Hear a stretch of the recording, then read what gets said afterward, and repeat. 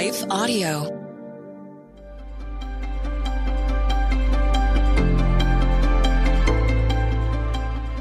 Welcome to the Crosswalk Devotional. We're glad to have you listening with us. Today's topic is being connected to the vine. We'll return with the devotional after a brief message from our sponsors.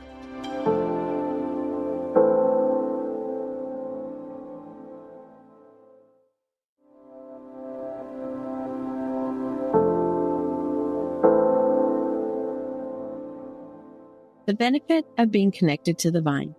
Written by Clarence L. Haynes, Jr. Read by Rochelle Alberti. I am the vine, you are the branches. If you remain in me and I in you, you will bear much fruit. Apart from me, you can do nothing. John 15:5. About a year ago, the heater in our house went out and had to be replaced. As you would expect, it went out in the fall, just when the weather got colder. Thankfully, it didn't happen in the middle of winter because it took a few weeks for it to be replaced. During this time of no heat, our house was cold. For my wife, this was torture because she is from the Caribbean, where 70 degrees is a chilly day. One night during this time was extremely cold. It was so cold, our friends invited us to sleep at their house, which we chose not to do. Instead, they gave us extra space heaters, so we were able to survive this time. After a few weeks of dealing with the cold, we got a brand new heating unit. I can tell you we never appreciated heat so much in our lives as when we turned the new unit on. 1 year later, this time in the middle of winter, we turned up the thermostat to get more heat, and nothing happened. The heat did not come on. We tried everything to get this heater to work, but we were unsuccessful. Because we could not figure it out, we went back to space heaters until we could reach the heating company the next day. When we called, he asked if there was a red light switch outside the boiler room, and we said yes. He then asked, is the switch in the on or off position? We discovered it was in the off position. It turns out that our son, who has autism and who has a love affair with light switches, fell in love with this one and had turned it to the off position. When he did this, he triggered the emergency shutdown, which turned off the power going to the heater. This brand new powerful heater that could warm our house up in just a few minutes didn't work because it had lost connection to the source of power. The life is in the vine. In John 15:5, Jesus tells us something similar. He says point blank that without him, you cannot do anything. In this chapter, Jesus describes himself as the vine, and you and me as the branches. The vine is the source that gives life to the branch.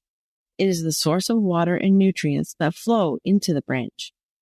If the branch gets separated from the vine, it has no ability to function on its own. Just like our heater, it won't work. You are the branch, and for you to do anything for Jesus, you must remain in him. You cannot survive without him, and you must become totally dependent on him. We live in a world that promotes you being your own man or own woman. That may work in the world, but that won't work in your Christian life. The only way to live this Christian life successfully is to live it in total dependence on Jesus. We depend on Jesus for salvation, and then we depend on him for everything else. Jesus designed salvation that it requires daily walking with and depending on him. He designed it that way because he wants to be intimately connected in your life. As the vine, he wants to guide your steps, give you instruction, and be with you in every part of your journey. When you recognize this, it helps you understand that because you are in Christ, you don't have to do anything in this life without his help. So often in this life, we lean away from the vine and we try to branch out on our own, unintended. I still can't figure out why we do this, because when we do, we are pulling away from our source of life and strength.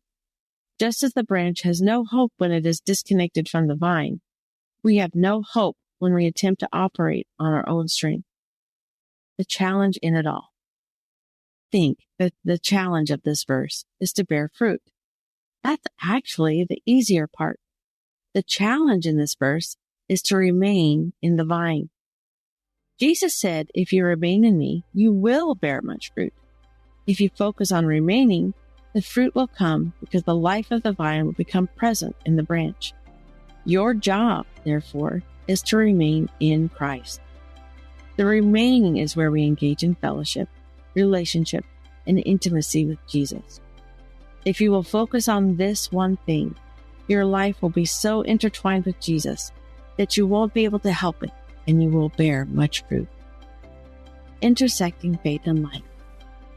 To bear fruit in this life, you must remain first and do second. So often we get these mixed up.